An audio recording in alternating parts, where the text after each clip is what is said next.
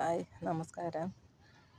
എനിക്ക് ഇച്ചിരി ശ്വാസം മുട്ടലൊക്കെ ഉണ്ട്. അതുകൊണ്ട് സംസാരിക്കുന്നത് ചിലപ്പോൾ ഉറച്ച് വരില്ല, പതുക്കെ കേൾക്കാൻ പറ്റുള്ളൂ. എൻ്റെ മുളക് ഒരു വലിയ വലിയ മുളകുകളുണ്ട്. എൻ്റെ വലുപ്പം കണ്ട എല്ലാം വെയിറ്റ് കൊണ്ട് ഇങ്ങനെ ചാഞ്ഞ് അതിൽ തട്ടി നിൽക്കുകയാണ്.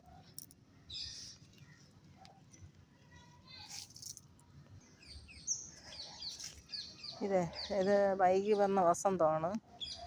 ഇതിലിപ്പോൾ എത്ര ഇത് കിട്ടുമെന്ന് ഞാൻ അല്ലാതെയും പറഞ്ഞു കിട്ടുമെന്നുള്ളതൊന്നും അറിയാൻ പാടില്ല. പക്ഷേ ഇടയ്ക്കിടയ്ക്ക് ഇത് പഴുത്തതൊക്കെ ഉണ്ട്.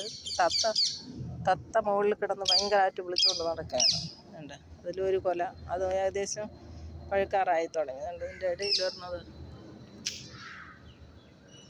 ഒരെണ്ണം കളറടിച്ച് തുടങ്ങി. പിന്നെ കുറച്ച് ദിവസം കഴിയുമ്പോഴത്തേക്കും ഇത് നിറയെ കിട്ടുമെന്നാണ് തോന്നുന്നത്. തത്തമ്മയ്ക്ക് സഹിക്കണില്ല. അത് അതിൻ്റെ ഇടയിൽ കൂടെ അത് 4-5 കവറ് നമ്മളിങ്ങനെ കെട്ടി കൊണ്ട് അതിൻ്റെ പുറത്ത് വന്നിരിക്കാൻ ഒരു പേടി അതിന്. അല്ലെങ്കിൽ ഇതെല്ലാം കുത്തിപ്പറിച്ചിട്ടിട്ട് പോകുമായിരുന്നു. എന്നാലും താമസിച്ചാണെങ്കിലും 2ാം സ്റ്റെപ്പാണെങ്കിലും ഇഷ്ടം പോലെ നിൽക്കണം. പിന്നെ ഇത് പഴുത്ത് കിട്ടിയെന്ന് പറയാം.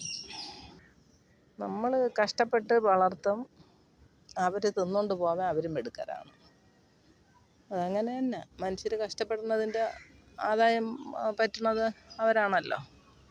എന്നുവെച്ചാൽ അവർ പറയണത് അവരെ സാധനം ഒന്നും പറഞ്ഞല്ലേ അവർ കൊണ്ടുപോകണത്. ഷെബീനയ്ക്ക് എന്ത് കാര്യം ഉണ്ടെങ്കിലും എല്ലാം അവളാണ് അതെല്ലാം തീരുമാനിക്കണം. എൻ്റെ വെള്ളക്കാന്തരി നിറയെ പൂത്ത് നിൽക്കുന്നു.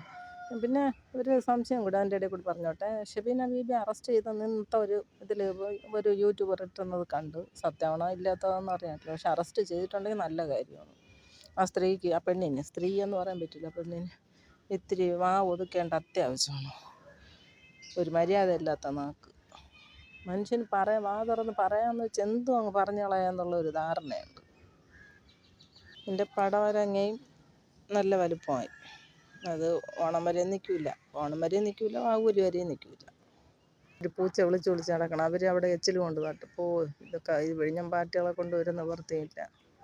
ഭയങ്കര ശല്യം. ഈ ഇപ്പം വൃത്തിയായതിനു ശേഷം പ്ലാസ്റ്റിക്കും ഇതൊന്നും വലിച്ചെറിയണില്ല. പൂച്ച ഉണ്ട് അവിടെ, അതാ കയറിപ്പോയി. അവിടെ ഒരു വീടാണ്, വീട്ടിൻ്റെ മുറ്റത്താണ് കൊണ്ട് തട്ടിക്കൊടുത്തത്. പയർ ഞാൻ 5-6 മൂട് കൂടി വെച്ച് അത് നല്ലതായിട്ട് പൊടിച്ച് നിൽക്കുകയാണ്. നല്ല പടർന്നു തുടങ്ങി. അടുത്ത ആഴ്ച ആകുമ്പം കായുമാവും. ഇഷ്ടം പോലെ ഉള്ളത് ഇതിനകത്തുണ്ട്. നമ്മൾ പ്രതീക്ഷിക്കാത്ത ഇതാണുള്ളത്, പ്രതീക്ഷിക്കാത്ത